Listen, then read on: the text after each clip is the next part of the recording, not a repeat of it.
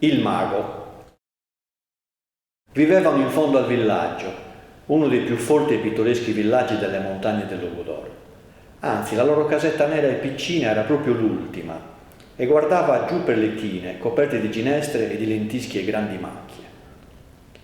Filando, ritta sulla porta, Saveria vedeva il mare in lontananza, nell'estremo orizzonte, confuso col cielo di platino in estate, nebbioso in inverno. Cucendo presso la finestra scorgeva un'immensità di vallate stendentisi ai piedi delle sue montagne e sentiva il caldo profumo delle messi d'oro ondeggianti al sole e il sussulto del torrente che scorreva fra le rocce e i rovetti montani. In quella casa piccina e nera, col tetto coperto di musco giallo e rossastro, ombreggiata da un vecchio pergolato, fra tanta festa di cieli azzurri e di immensi orizzonti silenziosi, da 2 anni Saveria scorreva la vita più felice che si possa immaginare. Accanto al suo giovane sposo, dai grandi occhi ardenti e le labbra rosse come i frutti delle eriche fra cui conduceva i suoi armenti, la sola sua ricchezza. Si chiamava Antonio. Anch'esso, da che aveva sposato la piccola signora dei suoi sogni da pastore, viveva felicissimo. Però una leggera nuvola era apparsa dopo 2 anni di completa felicità sul cielo sereno della sua esistenza. Saveria non lo aveva reso, né ancora accennava a renderlo padre. Era una cosa ben triste. Egli l'aveva tanto sognato, un bel marmocchio bruno come lui, che appena in gambe l'avrebbe seguito su e giù fra i boschi e le valli, aiutandolo nelle dure fatiche di pastore. Un marmocchio che poi, fatto forte e giovanotto, la gioia e la speranza dei suoi vecchi, ammogliandosi avrebbe a sua volta tramandato il loro nome e la discendenza dei loro armenti in un altro, e poi via per secoli dei secoli. Tutti gli avi di Antonio erano stati pastori, e questa gloria egli sognava di continuarla. Ma come fare se non veniva l'erede? Tutto fu messo in opera: promesse, novene, pellegrinaggi. Antonio andò scalzo a testa nuda a piedi sino al celebre santuario della Madonna dei Miracoli a Bitti. Fece fare una processione, una messa solenne e promise di dare tanti libri di cera lavorata alla Madonna quante ne avrebbe pesati il futuro figliolino, ma tutto fu inutile. Saveria restava sottile, elegante nel suo costume dal corsetto giallo e la camicia di camatta. E la casa non veniva ancora rallegrata dagli strilli del sognato bambino, né dalla nenia della mamma accompagnata dal cigolio della culla. Era una ben triste cosa. Se ne aveva già deposta l'ultima speranza, allorché un giorno un'amica di Saveria venne a trovarla e le disse con profondo mistero, dopo i primi complimenti alla francese: «Non sapete dunque, comare Saveria, Peppe Longo mi ha detto che voi non fate figli perché...» «Perché?» chiese attenta Saveria con gli occhi spalancati. «Perché?» seguitò l'altra abbassando la voce. «Ci scampi Dio, ma voi lo sapete, Peppe è un mago di prima qualità, così almeno dicono tutti. E lui stesso mi ha detto che è per opera di una sua magia che voi non avete figli». «Libera nos Domine!» esclamò Saveria ridendo e facendosi il segno della croce. Come tutte le donnicciole del villaggio, essa era superstiziosa e credeva alle magie.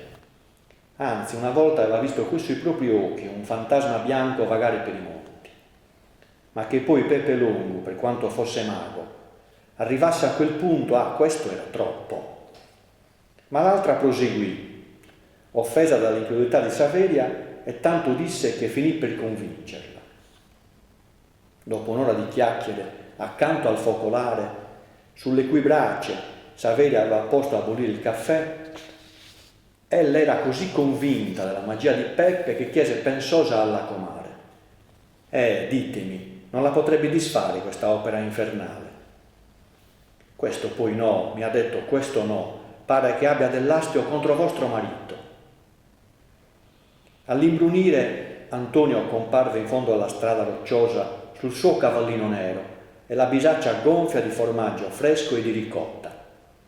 Mentre scaricava la sua entrata sotto il pergolato, Saverio lo informò di tutto. Egli non rise, ma aggrottando le folte sopracciglia si contentò di scuotere la testa. E quando tutto fu rimesso in ordine, cavallo, bisaccia ed entrata, Antonio si sedette a piedi in croce accanto al focolare e si fece ripetere la strana novità. «Ma che diavolo avete con Peppe? Perché si vendica così orribilmente?» domandò alla fine Saveria con grande serietà. «Nulla», rispose Antonio, «a meno che non sia perché mi rido sempre delle sue magie». «È male, ma hai visto come ha disperso le cavallette che rovinavano la vigna di Don Giovanni e quelle di Giorgi Luppetto?»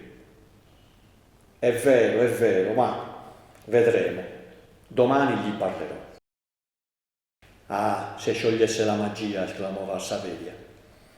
Quella notte i due sposi sognarono nuovamente un bel bambino bruno, ma l'indomani, per quante preghiere Antonio gli facesse, il mago del villaggio ricusò assolutamente di disfare l'incantesimo. Era un tipo alquanto misterioso quel mago. Viveva come tutti gli altri uomini del mondo, però non lavorava mai. È vero che oltre le magie pubbliche di cui menava vanto, come l'uccidere le cavallette, insanare le pecore malate con semplici parole misteriose, per cui non accettava compenso alcuno, egli riceveva molte visite notturne. Però nessuno ci badava e generalmente si credeva che i geni, che egli aveva al suo comando, gli dessero il denaro e le provviste che abbondavano nella sua catapecchia.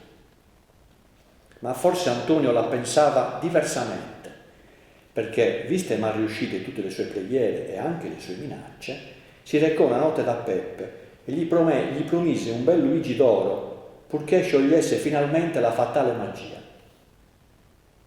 Sulle prime Peppe fece il sordo, si mostrò anzi scandalizzato, come un artista a cui si proponga un affare che spoetizzi i suoi ideali, ma poi, visto realmente lo splendore del Luigi, chissà dove il pastore lo aveva tratto, cedé a poco e gridò: «Ebbene sì, lo faccio però per amicizia e pietà di Saveria, ma tu non lo meriti, tu che mi hai sempre deriso». Antonio protestò. Peppe allora l'avvertì di trovarsi all'indomani notte in un sito deserto della montagna, col fucile scarico, una tovaglia bianca e 2 ceri. Antonio lasciò la moneta al mago e promise tutto. Però, allorché trovòsi nella strada oscura, minacciò col pugno la casa rovinata da cui era uscito e sogghignò: «Vedremo». L'indomani notte fu il primo ad arrivare al convegno. Era un sito orrido e diruppato, reso fantastico dal chiarore croceo della luna al tramonto. Nella notte serena non spirava un alito di brezza, e i rovi fioriti, le liane nere e il musco olezzavano nel silenzioso mistero delle rocce illuminate dalla luna. Il pastore depose il fucile, che secondo la raccomandazione di Peppe non aveva caricato, la tovaglia e i ceri su un masso e attese. Peppe non tardò. Le sue prime parole furono: «È giusta l'ora, mezzanotte». Stese la tovaglia su una larga pietra nuda isolata dalle altre, fissò i ceri in terra e fece stendere bocconi per un secondo il pastore. Quando si rialzò, Antonio vide i ceri accesi e il fucile posto sulla tovaglia. «Cominciamo», disse Peppe. E infatti cominciò a fare 1000 pantomime, che Antonio seguiva con occhio torvo e con un sorriso di sdegno sulle labbra. Più che mai si sentiva in vena di deridere il mago, ma qual non fu il suo spavento quando Peppe, rivoltosi alla pietra coperta dalla tovaglia, la interrogò in un linguaggio strano che probabilmente doveva passare per latino. E la pietra rispose con voce flebile, lugubre, uscente di sotterra nel medesimo linguaggio. In pari tempo i cieli si spensero da sé, senza che tirasse vento o che Peppe si chinasse su di essi. Si rivolse invece verso il pastore che tremava verga a verga e gli disse: «La pietra mi risponde che il fucile risponderà se la magia è sì o no sciolta». «Come?» chiese Antonio richiamando in sé dalla voce del mago. «Era scarico il tuo fucile?» «Sì, per Dio», esclamò il pastore. «Ebbene, piglialo e spara in aria». Se fa fuoco è segno che l'incantesimo è sciolto. Antonio, oramai preparato ad assistere a tutte le meraviglie del mondo, ma non a quest'ultima, si accostò alla pietra parlante, prese il fucile e sparò.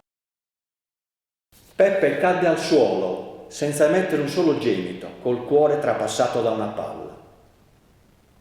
Invece di sparare in aria, Antonio lo aveva preso di mira.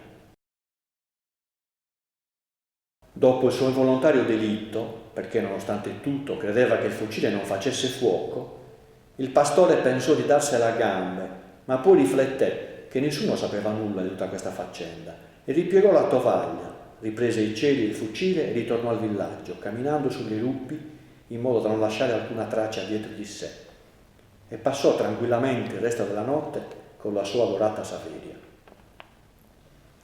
Sempre incredulo in fatto di magie, il forte pastore dai grandi occhi ardenti non seppe mai spiegarsi come la pietra avesse parlato, come i cieli erano si spenti e come il fucile aveva fatto fuoco. Però, 9 mesi dopo, ebbe la gioia di pigliare fra le sue braccia robuste un bel marmocchio di cui Saveria lo rese padre. Allora si pentì amaramente di non aver sparato in aria, ma non potendo far rivivere il mago, si contentò di fargli dire una messa del suffragio nella vecchia chiesetta della montagna.